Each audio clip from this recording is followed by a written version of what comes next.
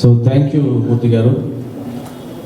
So తాను కవిని కాదంటూనే మొత్తం కవి దర్శనం మన చేత చేయించారు. అట్లాగే కవి ప్రత్యేకించి ఒక నిర్ణయం తీసుకోవాలి అని ఒక ప్రజాకవిగా, ఉద్యమ కవిగా, ఏ కవి అయినా సరే ఒక సంక్షిప్తమైన సందర్భం వచ్చినప్పుడు గోడ మీద పిల్లిలా ఉండలేదు, ఉంటే నువ్వు కవిగా నిలవలేవు. అది ఏ సందర్భం కావచ్చు. రెండు రాష్ట్రాలలో నడుస్తున్నటువంటి ఉద్యమాలు నడుస్తున్నటువంటి సందర్భంలో ఏది న్యాయమో ఏది అన్యాయమో ఒక్కొక్క సందర్భంలో నిర్ణయం తీసుకోవాల్సిన అవసరం కూడా ఉంటుంది. అలా తీసుకున్నటువంటి కవులను చరిత్రలో నిలుస్తారు.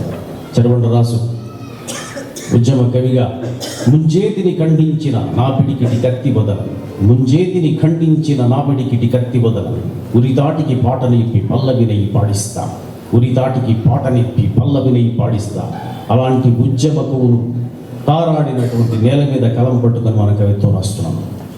ఇక వారికి కవి సమయం తరఫున, కవి సంగమం తరఫున ప్రత్యేకమైనటువంటి ధన్యవాదాలు రామచంద్రమూర్తి గారికి చెబుతూ, సమయం తక్కువగా ఉంది, ఒక ముఖ్యమైనటువంటి సన్నివేశంలో వెళ్ళిపోతున్నాం.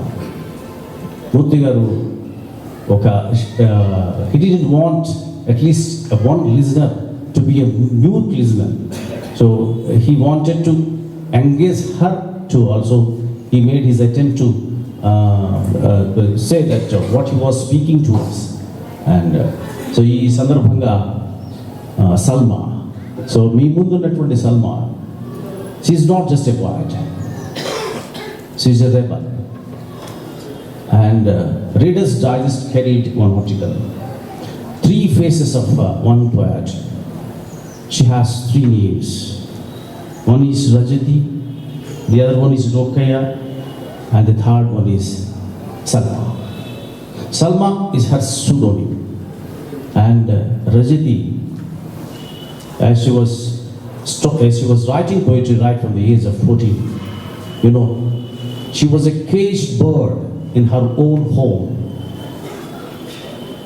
If she wanted to see the entire world, there was no room for her except a small window.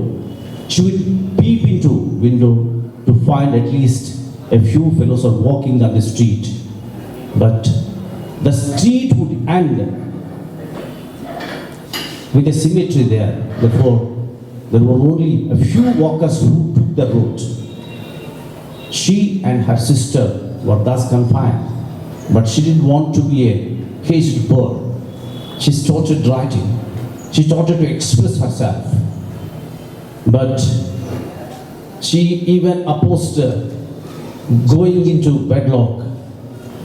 But as her mother pretended that she was terribly sick, she had to give her consent and entered the wedlock much against her wishes.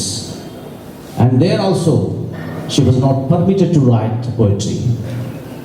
When I was reading about her, I was reminiscent of one great poet, Kavisangamam. He was confined in a cell, a solitary cell. He would write his novel on a toilet paper. Same is the case with Salma.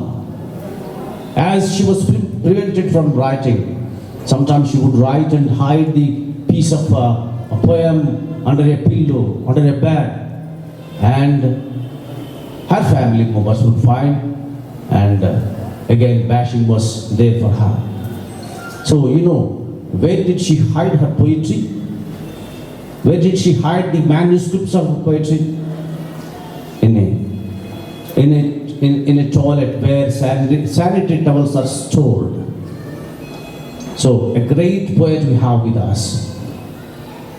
She struggled to dream. She struggled to dream. She struggled to pen. And she was not just a poet. She was a leader too. She was an elected representative of her village. She tried to solve many problems in and around the village, to the destitutes and to the needy. And finally, she found out a news today.